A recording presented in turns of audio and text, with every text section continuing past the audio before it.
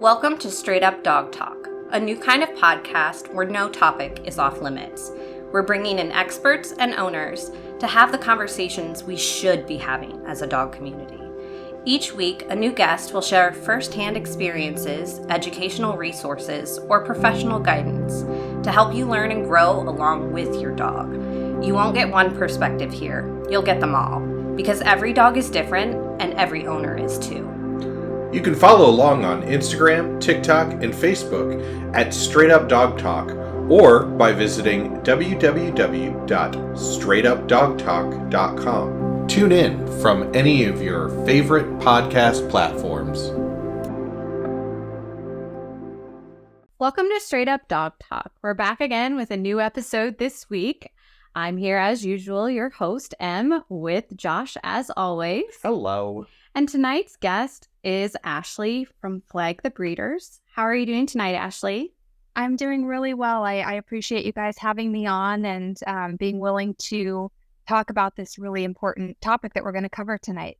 Yes, this is a very difficult conversation that has been kind of roaming around on the social media communities for a while now. And the problem just kind of keeps intensifying, and it start to really cause a lot of problems for a lot of people and dogs, and just it's not a great situation. So it's time to shed some light on it and have these hard conversations.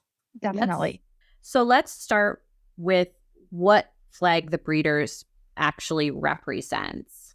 So Flag the Breeders is an Instagram account that I started, I'd say about 6 or 7 months ago now. I originally started a rescue back in 2021 and very quickly realized that backyard breeders are a huge problem in terms of being able to save dogs and not having them be euthanized in shelters. Backyard breeders are massively contributing to the pet overpopulation crisis that a lot of our shelters are experiencing. They are producing dogs faster than we can save them.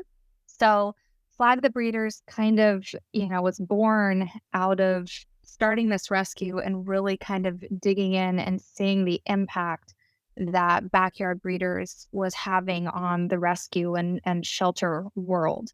So I started the account, and it's basically just kind of been an educational account where the community can come together and really understand what's happening and try to come up with solutions on how to fix it, how to increase the education about it, ways to change the way that people go about finding a dog to bring them into their homes, and just really kind of going after these people who aren't really breeding, quote unquote, ethically, so to speak. Primarily targeting Craigslist because that's one of the big platforms that these people are using to kind of get their backyard bred dogs out there. And obviously we're seeing more of it on TikTok and Facebook and, the social media platforms. Nextdoor is another one. So yeah, it's a platform to really raise awareness for how backyard breeding is adversely impacting dogs and also just our communities as a whole. I think the most important thing about this conversation is that this is something that people don't even realize is happening. People don't understand that this is happening in their neighbor's yard or, down the block and 3 houses over, because they don't know how to identify it. Now, we've talked a lot about backyard breeders and puppy mills and ethical breeding on social media, and everybody sees, what's going on with the overpopulation crisis in the shelters. But what I want to do with you is I want to break this down. I would like for you to explain the difference between a backyard breeder, a puppy mill, and then more what ethical breeding situations should look like. Right. And that's a great thing to kind of distinguish between those 3 different categories. So backyard breeding are people who are either breeding just for fun and then they're selling the puppies. They don't really have they're not providing the vet care. They don't really have any standards to which they are holding themselves to provide adequate care for the dogs, or they're doing it for profit.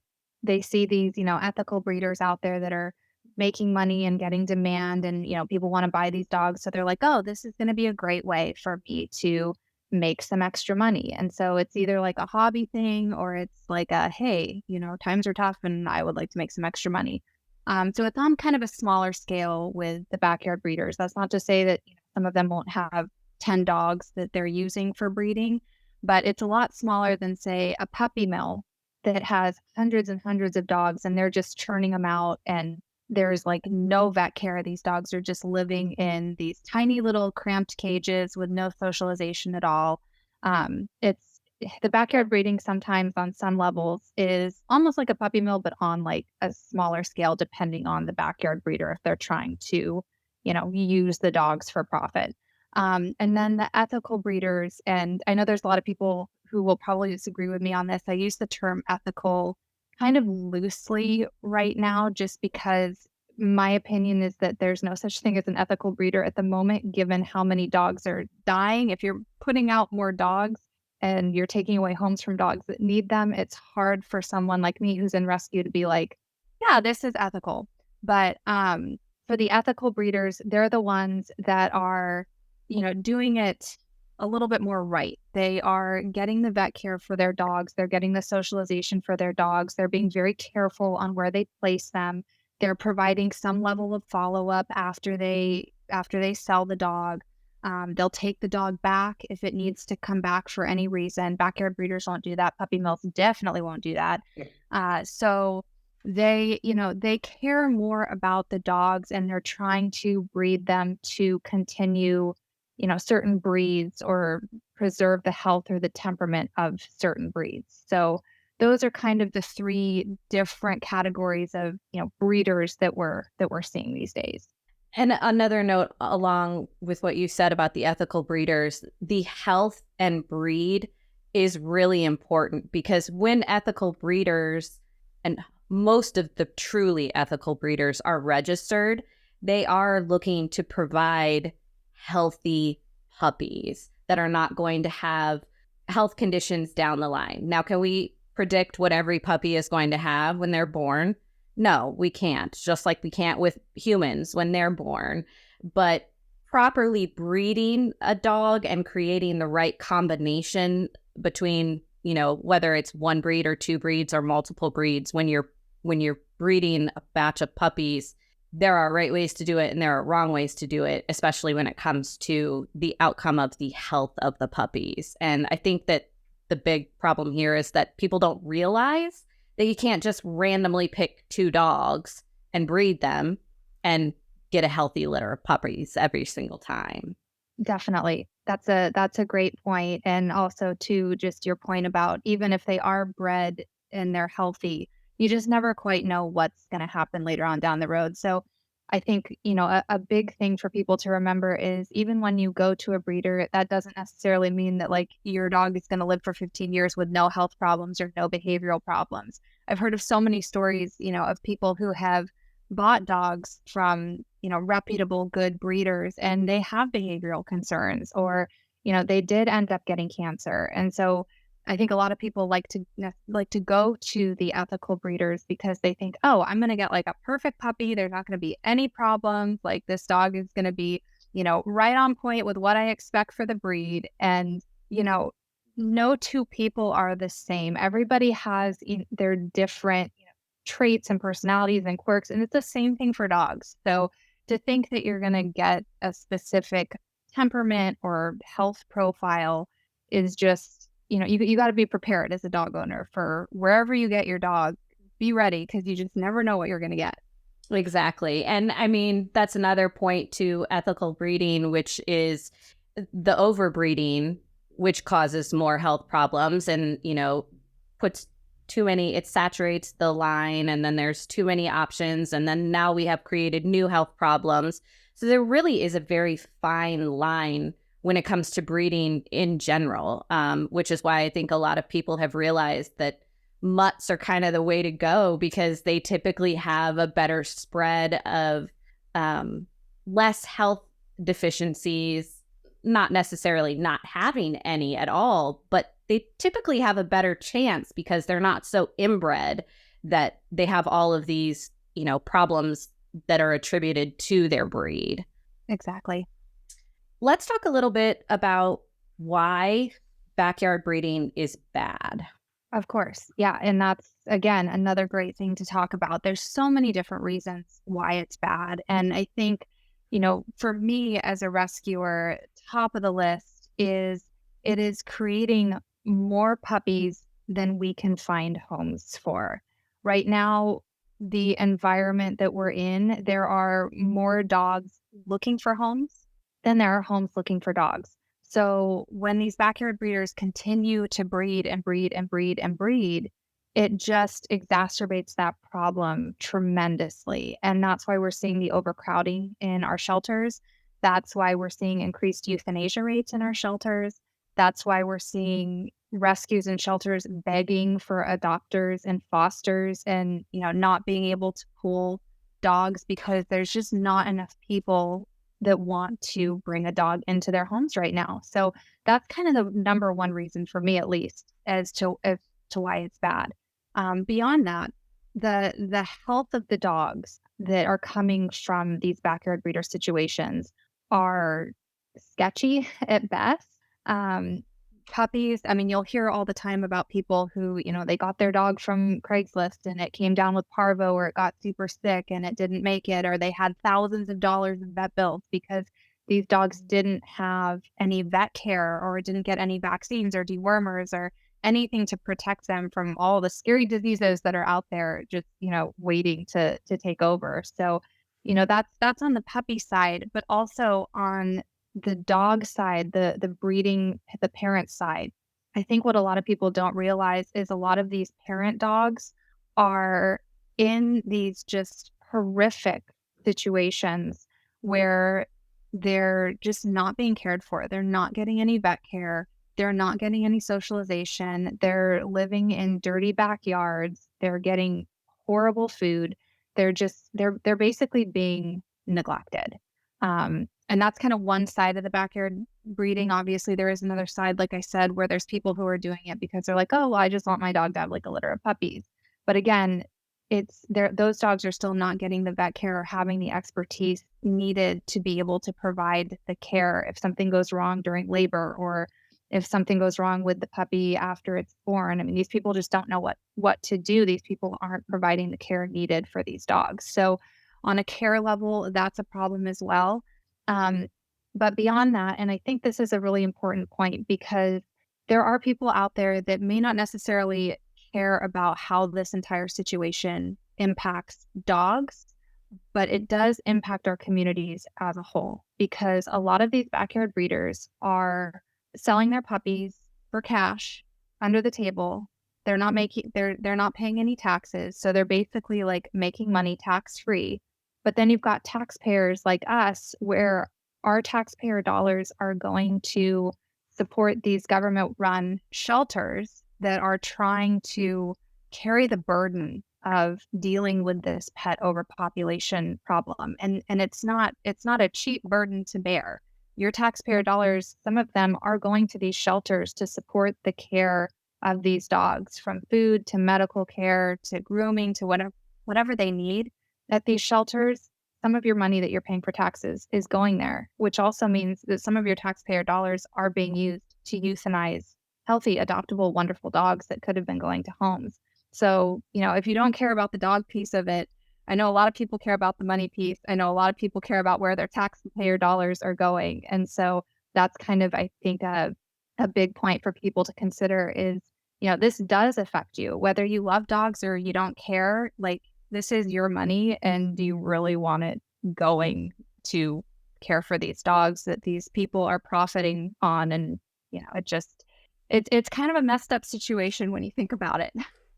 It really is. And unfortunately, the situation with the profiting also kind of leans to these people being uneducated. Like you said, these dogs end up with parvo or distemper or something really terrible that, kills half the litter, but then the other half gets sold, and then potentially the new owner loses the puppy in a few days because it's had parvo and it's gone untreated.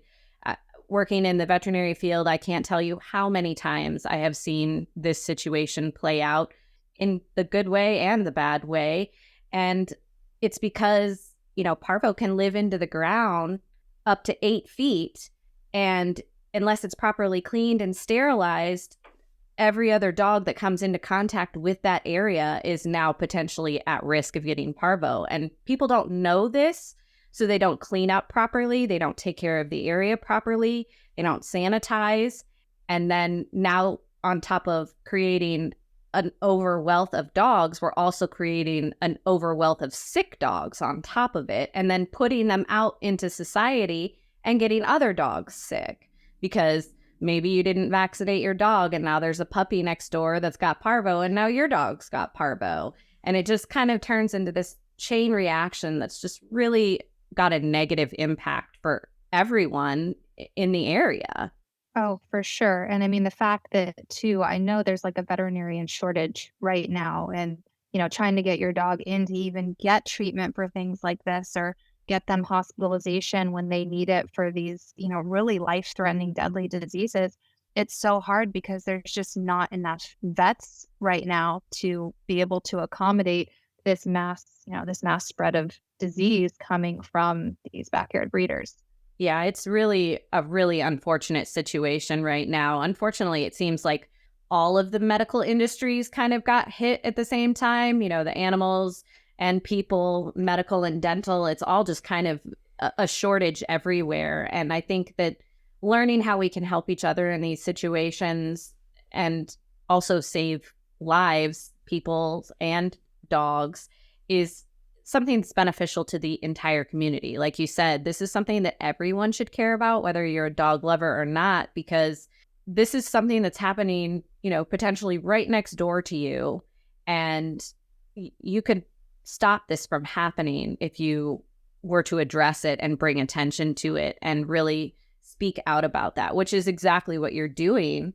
And I think that sharing the information that you have and spreading awareness is really important for this community, because if we all work together, that's where we stop this situation. Are we going to get out of this situation easily? No. Are more dogs going to die?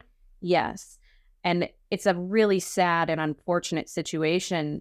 But unless we do something about it, unless we're talking about it and actively trying to connect people to fix the situation, we're just going to keep ending in the same spot over and over and over again. Yeah, it's essentially just this like vicious hamster wheel that we're all just kind of running on right now in terms of trying to get these dogs out of these shelters and get them to safety. They just are coming in at a faster rate than we can save them. And honestly, we can't adopt or rescue or foster our way out of it the way that we're going right now. It has to be a community effort, and there has to be education behind it, because the more people who understand what's happening and that understand how to spot it and how to report it, the higher the chances are that we will be able to start making progress in a more positive direction. Because right now we are not going in the right direction, and it's devastating. It's just devastating. I mean, my Instagram feed is, filled with dogs that need out by 4 p.m. today. And if they don't get out, they're going to get euthanized. Then you see the update the next day and they're like, so-and-so didn't make it out. Nobody came. And I mean, it's just, we've got to get off the hamster wheel and approach this in a way that's actually going to solve the problem. And I think there's a lot of people out there that they blame the shelters for it. They're like, oh, the shelters are euthanizing. They should be doing more. Like, they should be trying to do more transports, or they should be trying to advertise their dogs more. Or they should be doing X, Y, Z. And it's like, if you want to solve a problem, you have to solve it where it starts. And obviously, one of the big places that this problem is starting is with the backyard breeders. And I'll admit there are obviously other factors that are contributing to the pet overpopulation crisis and the number of dogs ending up in shelters, but this is a big one. To your point of identifying the problem, you mentioned earlier some of the places that people are reaching out and selling these dogs on social media platforms. And I think that this is something that people don't realize, is that when you are looking on Facebook or Craigslist or Nextdoor I mean, Instagram or TikTok, which is wild to me that people are selling dogs on TikTok and Instagram, but it's happening. I think that people don't realize that this is an area where you need to do your research. You need to look up these breeders. You need to invest in this decision that you're making, because what's happening is by not doing your research, here you are contributing to the problem. So to your point of that, how do we make this more known? How do we get the information out there? And how do people participate in a way that will positively affect the outcome of knowing not to purchase dogs off of social media? I think that, one of the biggest ways that people can participate in this is really just spreading the word and building that awareness. The education component is so key to this.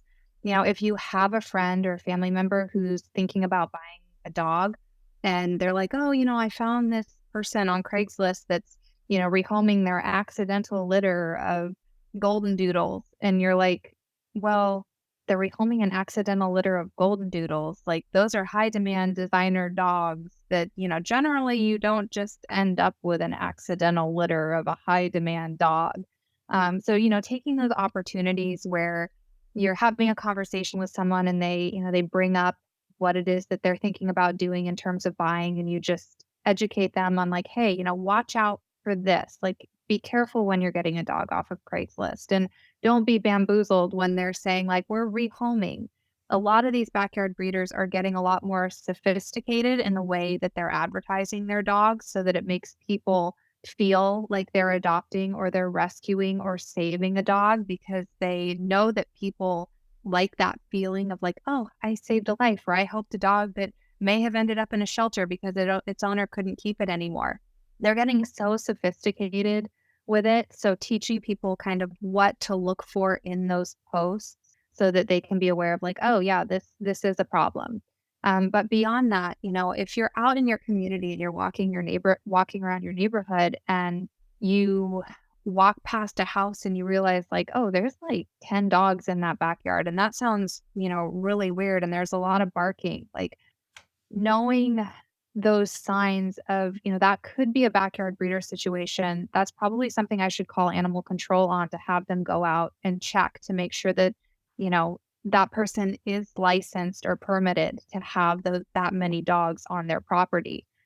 Because by doing that, you can help animal control find those people and be able to keep track of those people and shut it down if they're doing things that are not permitted. And that's another thing too, is if there's something that you see and you feel uncomfortable about it, call animal control. Don't hesitate. Do not be afraid to report a situation, because animal endangerment is obviously a very bad thing. And we don't want animals in bad situations, just like we don't want people in bad situations. So if you see something or hear something that makes you feel uncomfortable, call animal control. They will come and check it out. Also, there's been, on the show, there's been a lot of like talk about what can you do as an individual. And there are people out there looking to legislate this. Mm-hmm. Shout out to Preston Moore here in Iowa, the director of the Iowa Humane Society, who has gone to Des Moines as often as he can and stands in front of the Capitol whenever a vote is coming up. But I mean, if you can't volunteer at a shelter or you can't foster, I can't do either of those things, or my house would be filled with dogs. I just I understand, but I can write a check to the Iowa Humane Society, and I can spread the word when Preston's going to go and do his thing at the Capitol. And they're always looking for people to send, educational pamphlets or, get the word out that way. It doesn't necessarily have to involve the dog being right there for you to help. This is why I love having Josh on the show, because as most of you know, Josh is not on Dogstagram. He's not involved in the social media chaos that we are involved in. So since he brought that up, Ashley, why don't you talk about your Craigslist petition? Yeah, so I started a petition to try to just basically get Craigslist to enforce their own policies. Craigslist specifies that it's not allowed to sell dogs on their platform, and it's also not allowed to advertise dogs as available for stud service on their platform, but they don't enforce this at all. I mean, if you go on Craigslist and, you think you're going to find the dog for rehoming, like you will see so many posts that are just, at least for me, so clearly this person is selling dogs to profit. And it it's slightly infuriating for me that Craigslist has these rules in place and they're not even enforcing their rules. So I started a petition to just essentially try to get Craigslist to enforce their own dang rules. And it's so silly that like you even have to start a petition asking a website to just follow their own rules and like make sure that people are abiding by the rules that they set out for people to abide by. But yeah, that's essentially what that petition is for, is to put some pressure on Craigslist to just hold true to the purpose of their platform and making sure that their platform is being used in the way that they intended it to be used. You also mentioned earlier some of the things to watch out for, but I know that you have a much longer list as far as what people should be aware of when they are looking to get a dog. And since we're trying to educate and really give people some information, can you expand on that topic just a little bit more as to what people should be aware of so that they can avoid purchasing from breeders or puppy mills? Absolutely.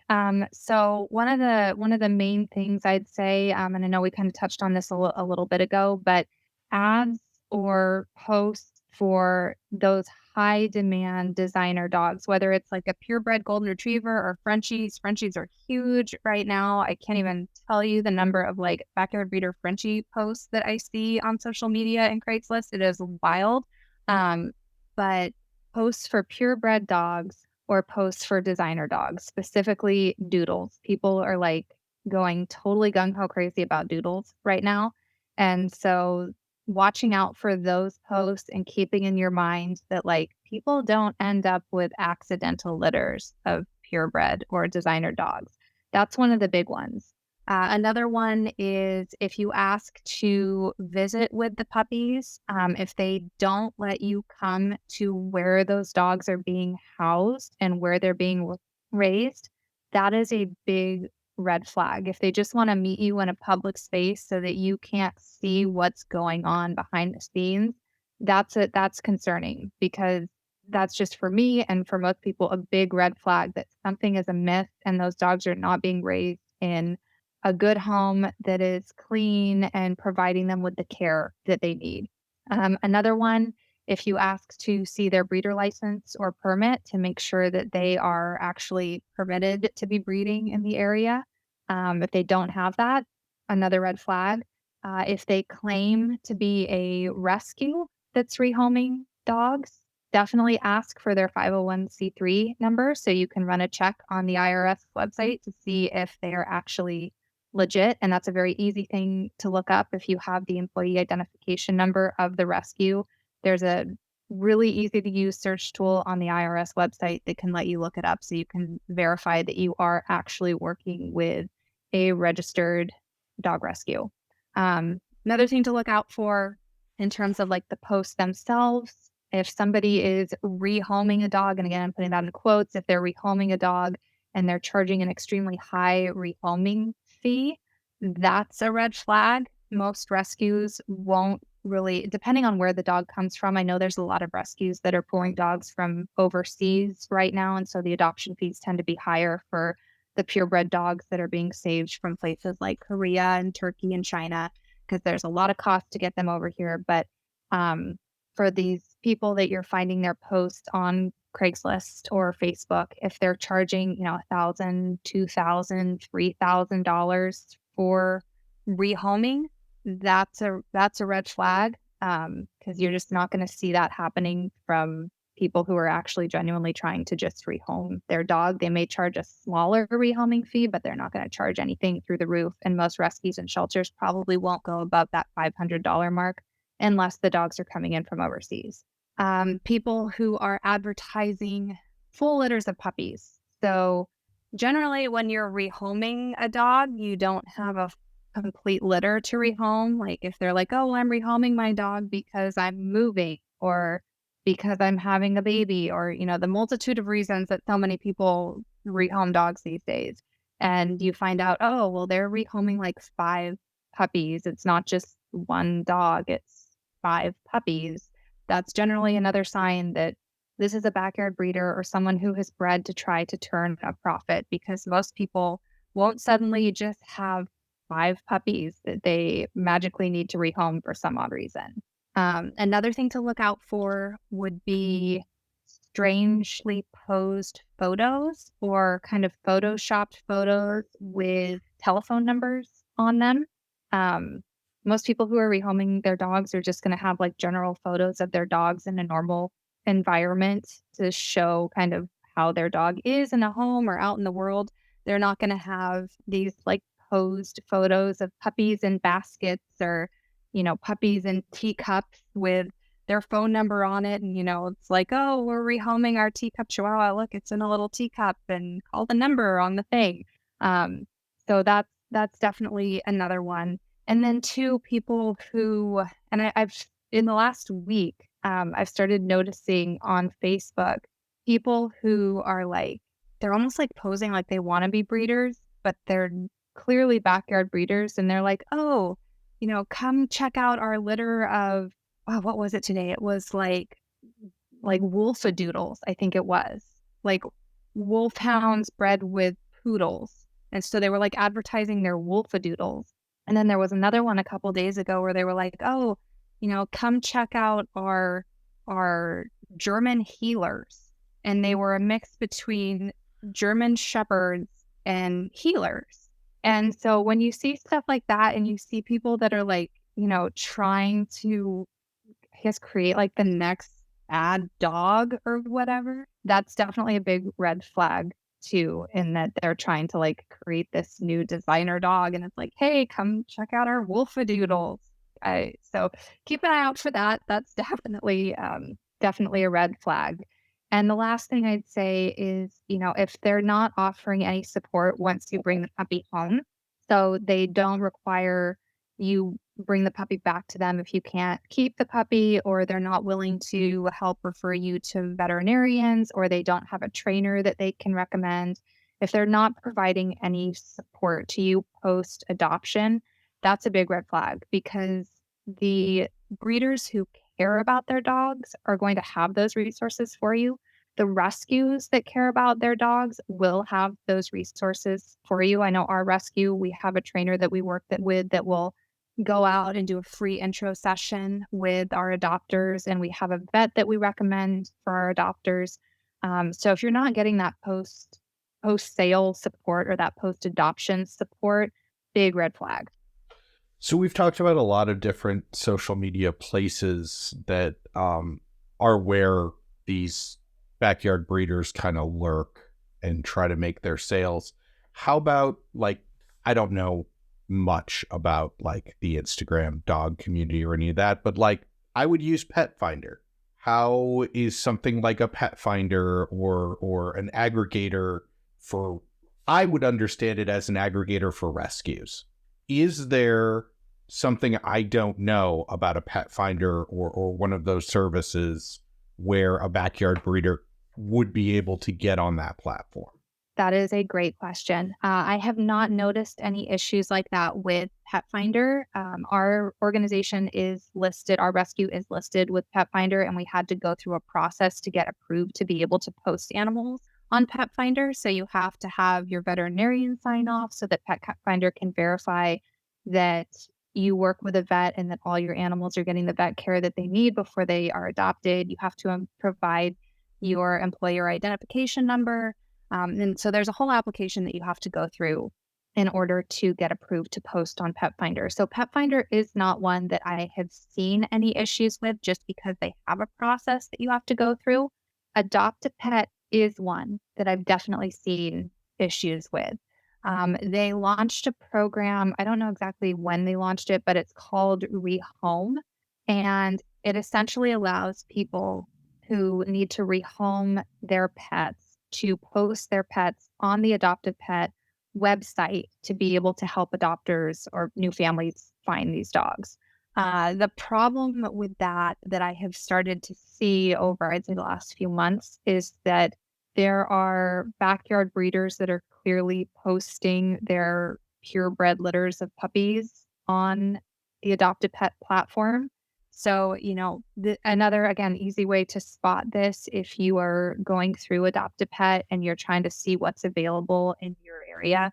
If you see that there's a dog listed that's a purebred or a designer dog and it's from a private owner, so you can clearly see, like, if it's from a rescue, it'll say what rescue it's with, or if it's from a shelter, it'll say what shelter it's with.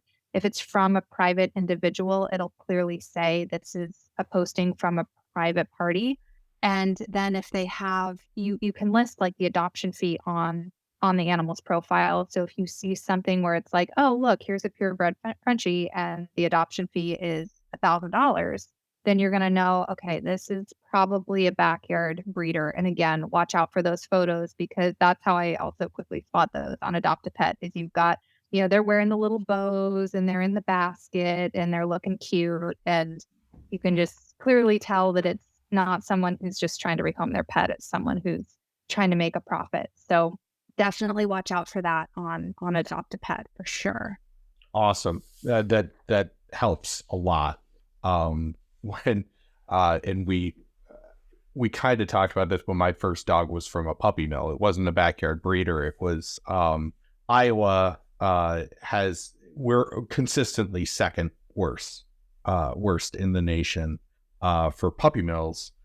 Missouri being the first, and but last year in 2022 they put out the list of like the 100 worst puppy mills, and Iowa had 17 of them. Yikes. Missouri had 26, but doesn't make it better. I know that's not laughing matter, but yeah, right, yeah. And so my story is that my first dog, I actually went to Pet Finder and found a local rescue that had this scruffy looking Yorkie, and I didn't want a puppy.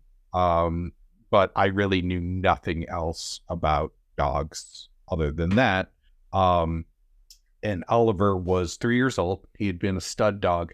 So when you talk about the conditions, and keep in mind that when we did the levels earlier, when Ashley went over the levels, puppy mills, and what I'm about to tell you, there is some regulation that they're at least supposed to follow. Not that they get inspected as often as they need to or any of that, but backyard breeders have none of the regulations.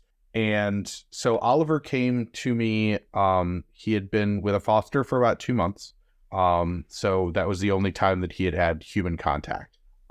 He was kept in a kennel his entire 3 years. He had never had a haircut. He had never had his nails cut, never had anals expressed, never really left the kennel. When he left the kennel, it was for the express purpose of breeding, and then he was put right back in. It took me 2 years to socialize him, not knowing what I was doing. But as I've said, he didn't bark for the first year, and I made the mistake of going online and being like, why doesn't my dog bark? And it was because he came from a puppy mill, and they have ways to make sure that their dogs don't bark. Puppy mills, from what I have read, are the worst examples of capitalism, but they have at least the barest of regulations. Backyard breeders don't even have that. So yeah, it's as horrified as I was to learn about puppy mills, and that has caused me to meet a lot of people and talk to a lot of different rescues, and I keep my education going. All 3 of my dogs have been rescues now. And I don't think I'd ever go to something that wasn't a rescue, just because, like we've said, there's so many dogs waiting for homes right now. But if puppy mills are that bad, and I understand them to be that bad, I can't imagine what zero regulation in this country looks like. And if for no other reason, even if you don't care about the taxpayer money, even if you don't necessarily care about the dogs, you just want your dog, think of the conditions that that's in, and you are not going to get what you're looking for. 100%.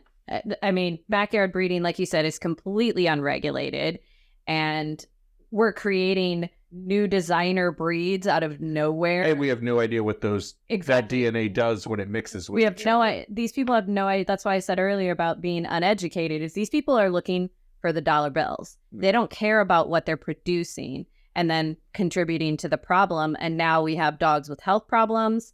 We have dogs that cost a fortune, and people then spend the money and then get this dog that they have no idea how to do any research on because it's new and exciting. And then we've started a whole different train of problems. So there really is so much to this topic. This is a really big topic, and I think that we're going to probably have Ashley come back and have another episode on this because there is so much to cover and we are running out of time. So what we're going to do is we're going to hop to what we can do, how we can educate people to kind of help stop backyard breeding from happening. And then, like I said, we'll have to have you come back and we'll go deeper into some of these topics as well. Okay. Yeah. So definitely the education piece is so key. And we do our best to kind of push out some content on the Flag the Breeders account on Instagram, sharing that so that you can educate people through social media. Obviously, social media is a huge factor in being able to get that message out to people, because everybody is on social media these days, whether it's Instagram or Facebook or TikTok or whatever it is, whatever Twitter became. There's so many different platforms. I don't even, and it's like X now or something. I don't know. Don't give it to you. I'm so behind. I'm like, what does it become, and what's the next big thing? But definitely sharing the good word about this and making sure people understand what to look out for and why it's so important to care, even if you don't care about dogs. Because like I said, this impacts our communities as a whole. And I know for me, I want my community to be a happy place where there are not, bad things happening, and living, breathing, feeling animals are experiencing these horrors like Josh was talking about. So the education piece is key.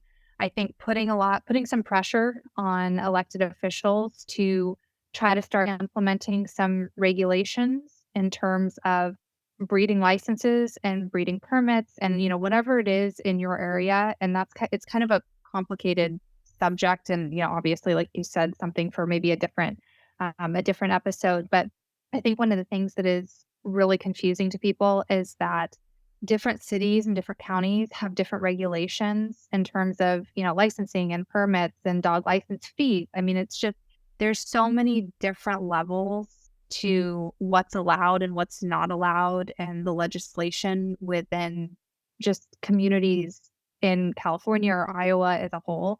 So trying to have like state or even national kind of blanket overviews of what is allowed and what isn't, so that the education piece becomes that much easier. Because when you're trying to educate people, to have to be like, okay, well, we've got Orange County that requires XYZ, but then we have Los Angeles County that requires ABC. And then over here, we've got San Diego requiring, GFA, whatever.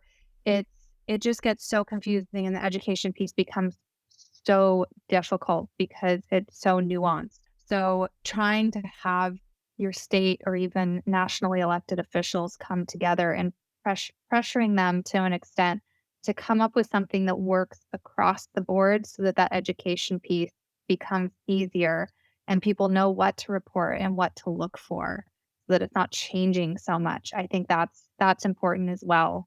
And continuing to obviously flag the breeders. If you see something on Craigslist that sticks out as like, this is clearly someone who's backyard breeding and trying to make a profit, click that flag button. Like, get that crap taken down. It does not need to be there.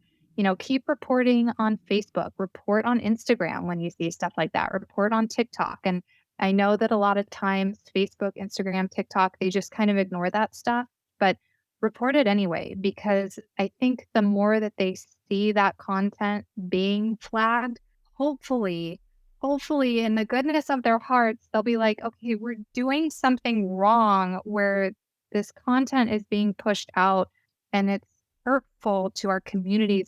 It's harming dogs, it's harming animals, and we shouldn't stand for this. So keep flagging that stuff, because we've got to get it taken down. Like, if these breeders don't have a platform to be able to sell their dogs easily and they can't make a profit easily, they're going to be a lot less inclined to keep breeding, because they just want the easy money. And if the money isn't coming easily, hopefully they will go find something else that's a little bit more productive to do. 100%. And, as always, we are huge advocates for the don't shop, adopt, and supporting your local rescues. And again, just remembering, if we don't take action, there's not going to be any change. And Ashley is a great resource to reach out to if you need to be put in contact with Ashley. Her information will be in the episode details. They will also be posted on my personal and the Straight Up Dog Talk Instagram accounts. And you could always reach out to Ashley personally or myself to learn more about this topic. But we are going to wrap it up for tonight. So thank you, Ashley, so much for being on this episode of Straight Up Dog Talk. And we will definitely be resuming this conversation. Thank you so much for having me and for giving me this platform to share this information. It's so critically important, and I appreciate you being an advocate in this very, very important fight that hopefully we can make some progress on and save some more lives. I really, really hope that is the case. And I hope that this gets to the right ears and we educate people who didn't have access to this information before. But thank you so much again, and we will see you guys next week. Straight Up Dog Talk was created by Emily Breslin. It is edited, produced, and co-hosted by Josh Wasta under the supervision of Straight Up Dog Talk, LLC, and Emily Breslin. If you're enjoying this podcast, follow or subscribe to be sure you don't miss an episode, and leave us a review on your favorite platform. Looking for more honest and relatable dog content? Check out our sister show, Unpacked, with Jerry Sheriff and Madison Simpson. Thanks for listening to Straight Up Dog Talk. See you next week.